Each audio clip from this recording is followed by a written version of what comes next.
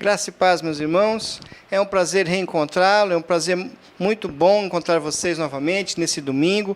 Um domingo maravilhoso, um domingo quente, mas um domingo maravilhoso na presença de Deus. Que você tenha um dia especial na presença do Senhor, um dia voltado para os seus afazeres, para a sua casa, para a sua família e também voltado para o nosso Deus. Que os seus pensamentos estejam também voltados para o Senhor nesse dia e que seja um dia abençoado na sua vida.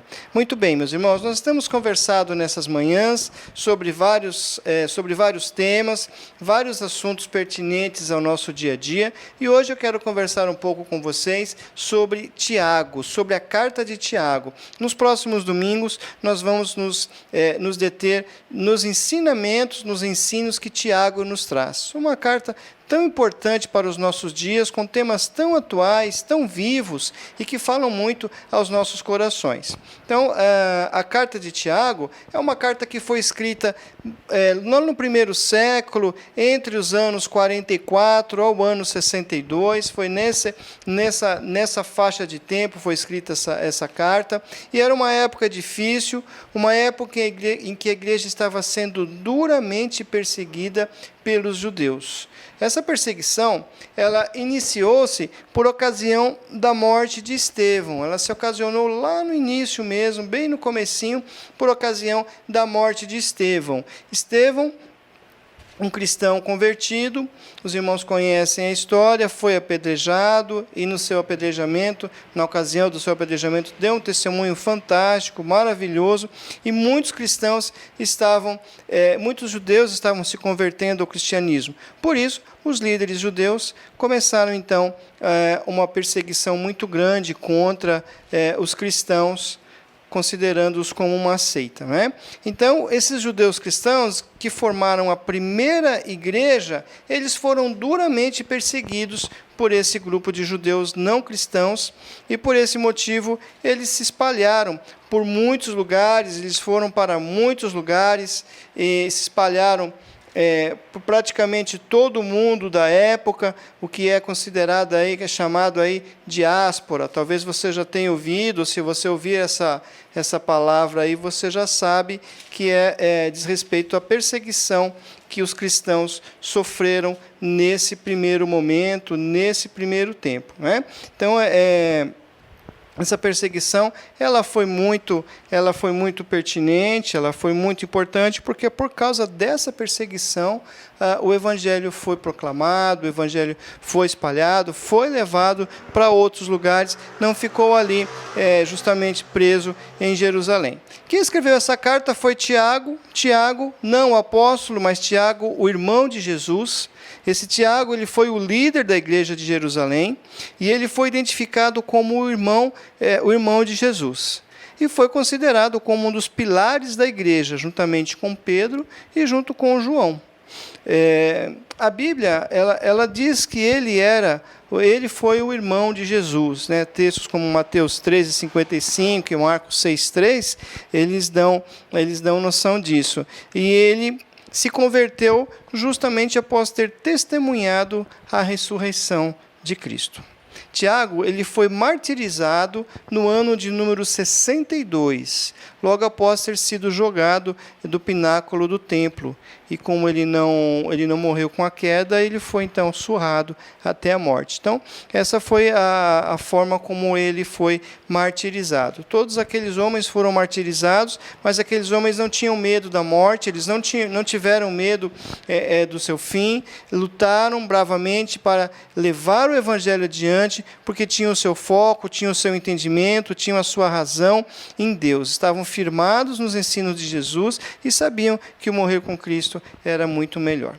Então, Tiago, ele escreve para os cristãos que estão em perseguição, justamente para esses cristãos que estão sendo perseguidos e estão em luta, vivendo em outros lugares, clandestinamente, escondidos, até justamente por causa disso. E ele ensina a importância de viver na prática o cristianismo.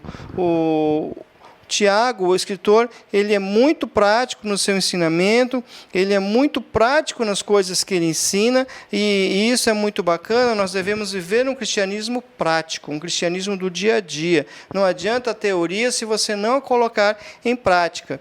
Então, ele ensina isso. Ele fala sobre o cristianismo das ações. Ele ensina que o cristianismo ele é um constante batalhar, uma luta constante contra o pecado, contra a imoralidade e contra a injustiça. E para vencer essa batalha, nós precisamos perseverar no meio das dificuldades, pedindo a Deus, então, a sabedoria através da oração. Então, isso é o que o Tiago ensina. Esse é um resumo do ensinamento da carta de Tiago, e nós temos muita coisa a aprender com essa carta. E o texto básico de hoje, então, ele está em Tiago, capítulo 1. Nós vamos ler do versículo 2 ao verso 18. Então, assim diz a palavra de Deus, do verso 1 ao verso 18. Tiago, servo de Deus e do Senhor Jesus Cristo, as 12 tribos que se encontram na dispersão, saudações. Meus irmãos, tende por motivo de toda alegria o passardes por várias provações, sabendo que a provação da vossa fé, uma vez confirmada, produz perseverança. Ora, a perseverança deve ter ação completa, para que sejais perfeitos e íntegros, em nada deficientes. Se, porém, algum de vós necessita de sabedoria, peça a Deus, que a todos dá liberalmente, e nada lhes impropera, e ser-lhe-á concedida. Peça, porém, com fé, em nada duvidando, pois o que duvida é semelhante à onda do mar, impelida e agitada pelo vento. Não suponha esse homem que alcançará do Senhor alguma coisa, homem de ânimo dobre e inconstante em todos os seus caminhos. O irmão, porém, de condição humilde, glorie-se na sua dignidade, e o rico na sua insignificância, porque ele passará como a flor da erva. Porque o sol se levanta com seu ardente calor, e a erva seca, e a sua flor cai e desaparece, e a formosura do seu aspecto. Assim também se murchará o rico em seus caminhos. Bem-aventurado o homem que suporta com perseverança a provação, porque depois de ter sido aprovado, receberá a coroa da vida, a qual o Senhor prometeu aos que o amam.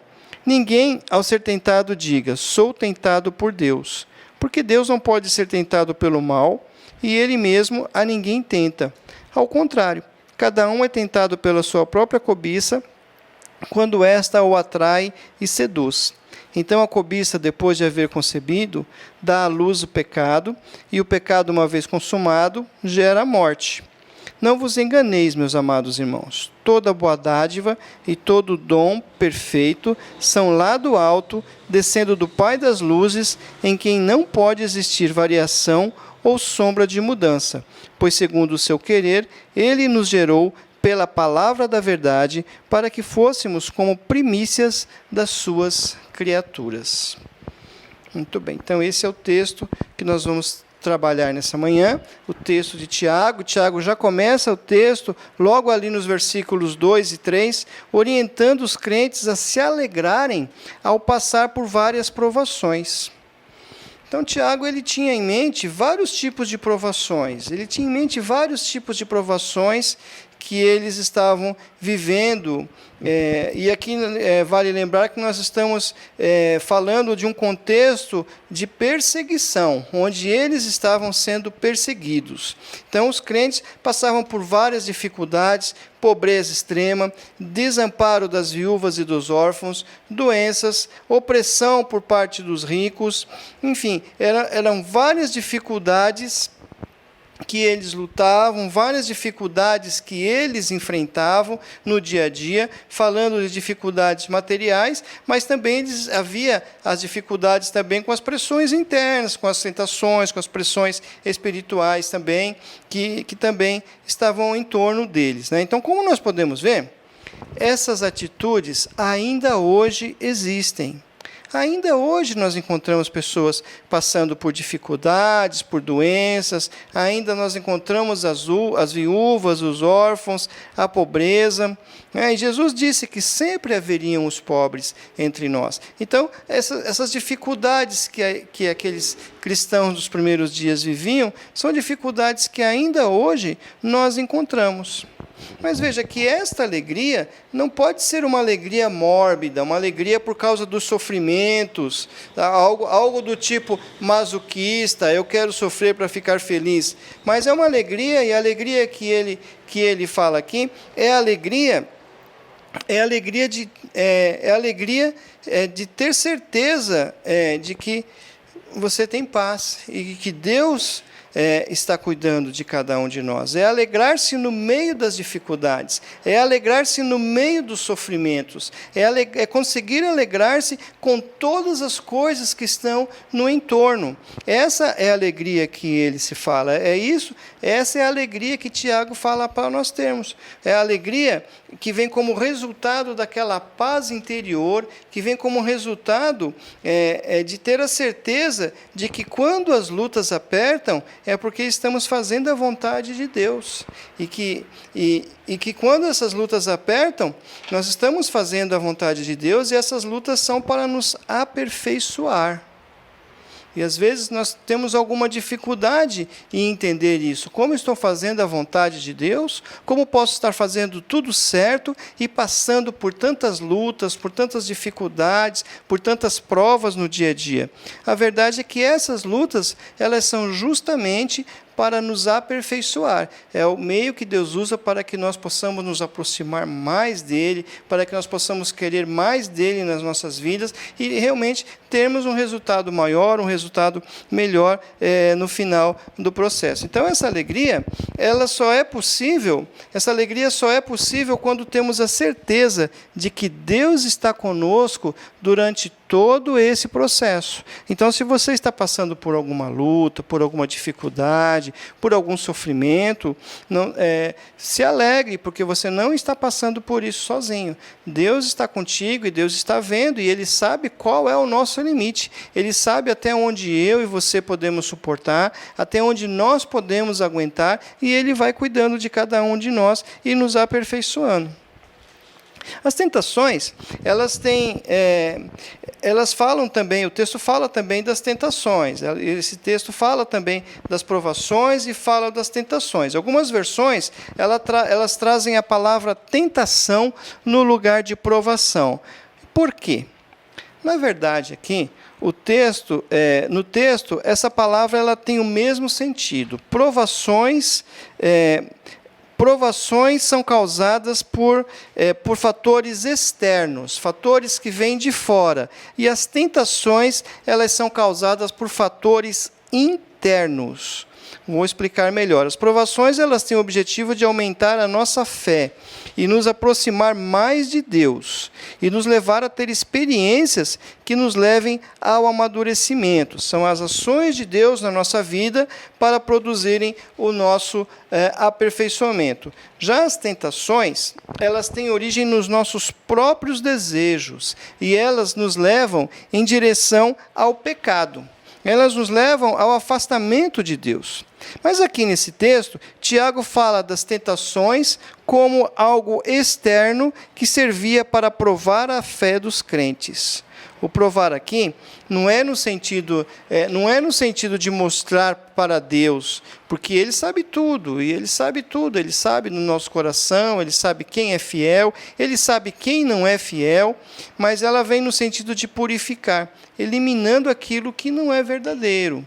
Então, ela tem esse sentido. E do mesmo jeito que a palavra cair, não tem o sentido de ser derrotado, mas de ser alvo de provações ou envolvido por elas. Então, quando o texto fala em cair em tentações, ele está dizendo em ser alvo de provações, ser envolvido por elas. O ensino aqui é que nós devemos nos alegrar diante das dificuldades, porque elas são oportunidades de evoluirmos na fé, adquirindo mais paciência e dependência de Deus. Então, o texto ele vai falar também da perseverança. O versículo 4 fala, ora, a perseverança deve ter ação completa para que sejais perfeitos e íntegros e em nada deficientes. Mas o que é perseverança? É importante nós entendermos também o significado de algumas palavras. O que é perseverança? Perseverança é manter-se firme, perseverar é manter-se firme diante de alguma coisa. É ter paciência justamente para enfrentar as provações. Precisamos pedir sabedoria a Deus. Nós precisamos pedir a Deus que nos dê sabedoria para enfrentar as situações do dia a dia. E quando nós pedimos essa sabedoria a Ele, Ele nos dá. Pois Deus é a fonte de sabedoria. Toda a sabedoria está em Deus. E a Bíblia se refere à sabedoria como conhecimento, como discernimento, como aprendizado, como orientação, capacidade, desenvoltura, planejamento e até mesmo aquela força heróica, aquela força que de repente aparece para resolver uma situação. Também tudo isso são sinônimos de sabedoria. Pedir sabedoria a Deus é pedir tudo isso, é pedir tudo isso a Ele para poder servi-lo melhor em meio às lutas, para poder servi-lo melhor em meio à provação.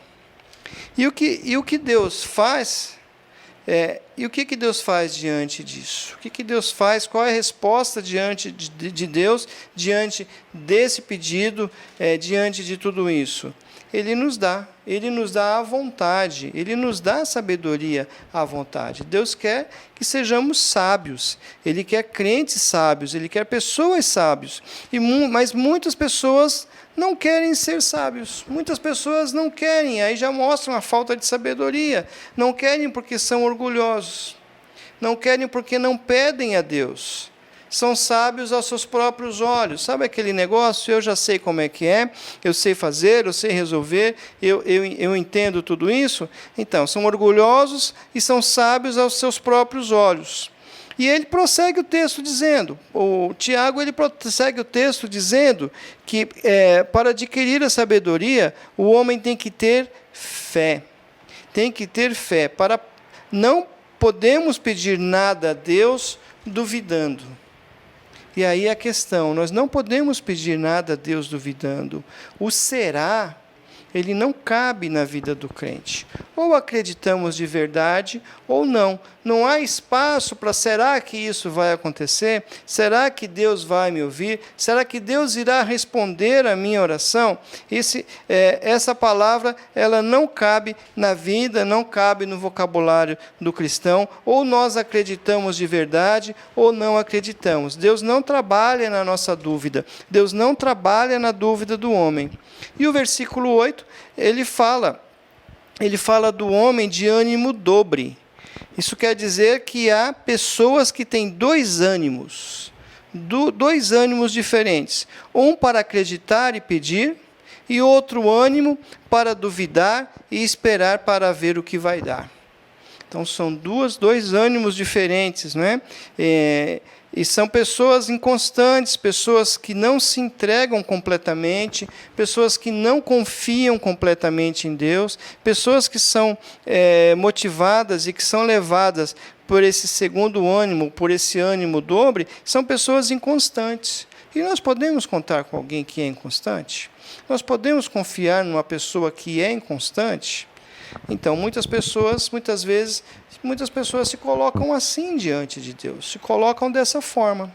Do versículo 9 ao versículo 11, Tiago ensina que os pobres que estavam sendo oprimidos pelos ricos deveriam também se alegrar, porque eles eram aceitos por Deus. Eram aceitos por Deus não pelo fato de serem pobres, mas pelo fato de serem dependentes de Deus. E a crítica aqui não é referente à questão financeira, mas à questão da dependência de Deus. Nós temos que nos colocar como pobres, humildes, dependentes de Deus, e não como aqueles que o texto chama de ricos, que são arrogantes, porque não precisam de nada e dependem apenas de si e de seus recursos, esquecendo-se de Deus. Não há nada contra a riqueza, não há nada contra você ter os bens conquistados com o seu trabalho, porque foi Deus que te abençoou e Deus que deu os recursos, mas a questão está em onde está a sua confiança.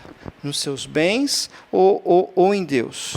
Então, ele nos exorta a sermos humildes e dependentes de Deus o tempo todo, não como aquelas pessoas daquele contexto, daquele lugar, que oprimiam e se consideravam melhores do que os outros, justamente por causa dos seus bens e das suas riquezas, e esqueciam-se, abandonavam a Deus. E o verso 12... No verso 12, ele diz assim: bem-aventurado o homem que suporta com perseverança a provação, porque depois de ter sido aprovado, receberá a coroa da vida, a qual o Senhor prometeu aos que o amam. Tiago mostra aqui nesse versículo a importância da aprovação. Mais uma vez ele está falando sobre ela, porque ela produz a perseverança que nos leva a ser aprovados por Deus. E ela nos dará, então, o prêmio. E qual é esse prêmio? É a coroa da vida. É a coroa da vida. É aprovado por Deus aquele que persevera. É aprovado por Deus aquele que tem paciência, aquele que não desiste, aquele que não pula para trás, aquele que persevera. E essa pessoa que persevera, ele é salvo. Não porque perseverou, mas porque foi salvo, e por isso ele persevera justamente porque foi salvo, porque ele tem certeza da sua salvação. O verdadeiro crente, ele não fica decepcionado com Deus ao enfrentar as adversidades, não fica decepcionado com Deus ao enfrentar a dificuldade, a luta, a provação, a doença, o desemprego, seja o que for. Ele mantém-se firme e se aproxima mais de Deus toda vez que isso acontece. Por isso ele tem a sua fé aumentada. Outras pessoas têm se decepcionado, tantas pessoas nesse tempo têm se decepcionado, têm esmorecido, têm baixado a guarda, têm virado as costas para Deus e têm ido embora e perdido o melhor de Deus, justamente porque não teve paciência, porque não soube perseverar, porque não soube esperar e confiar em Deus na hora da provação. Que nós não sejamos assim, que nós não sejamos esses que vão desanimar e voltar para trás. Então, ele ensina aqui, ele fecha o texto, ensinando que nós não devemos atribuir a Deus as tentações, e explica que Deus não tenta ninguém, mas as tentações são frutos da nossa própria inclinação para o mal, e é isso que nos afasta de Deus. Mas o cristão verdadeiro se arrepende e ele pede perdão. Aprendemos então que as provações são para o nosso bem e as tentações são causadas por nós mesmos e nos afastam de Deus. Então esse é o ensinamento que Tiago traz aqui no seu primeiro início. São muitas coisas que nós temos a aprender com Tiago. Será uma jornada, será uma caminhada. Eu tenho certeza que hoje nós já começamos a aprender um pouquinho sobre Tiago, e que Deus te abençoe e que você pense em tudo isso que nós conversamos nessa manhã. Vamos orar? Senhor nosso Deus, muito obrigado por essa manhã. Muito obrigado, Pai, por os momentos aqui passados e pela Tua palavra que nos ensina. Que nós possamos ser melhores a cada dia, meu Pai, e que possamos viver na prática aquilo que nós aprendemos na Tua palavra. Nos ensina a perseverar, nos ensina, Senhor Deus, a caminhar conforme a Tua vontade e sermos felizes, apesar das provações e dificuldades. Que o Senhor nos abençoe e nos dê um excelente domingo, no nome de Jesus. Amém. Que Deus te abençoe e um excelente domingo para você.